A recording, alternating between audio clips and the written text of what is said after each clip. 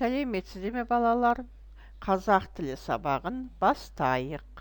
Сабақтың тақырыбы «Мен анаммен барамын».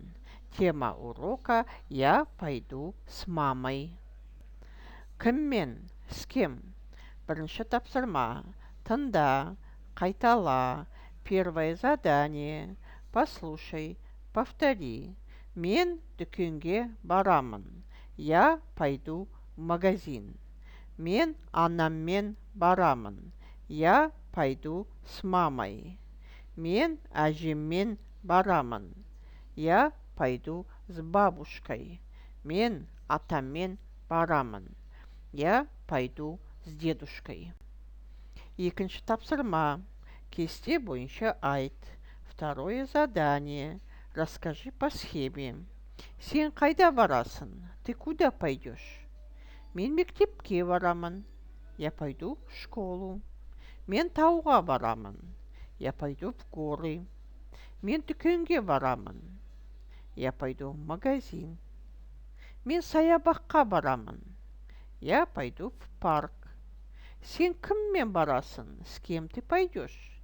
Мен анаммен барамын. Я пойду с мамой. Мен әкеммен барамын. Я пойду с папой. Мен әжеммен барамын. Я пойду с бабушкой. Мен атаммен барамын. Я пойду с дедушкой. Үшінші тапсырма. Үлгі бойынша сөйлес. Третье задание. Поговори по образцу. Сен қайда барасың? Ты куда пойдешь? Мен мектепке барамын. Я пойду в школу. Сен кіммен барасың? С кем ты пойдешь? Мен анаммен барамын. Я пойду с мамой. Есте сақта, запомни. Мен барамын. Я пойду. Мен бармаймын. Я не пойду. Төртінші тапсырма. Толықтырып айт. Сұрақтарға жауап бер. Четвертое задание. Дополни.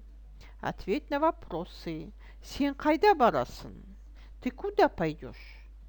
Сен кіммен барасың? С кем ты пойдешь?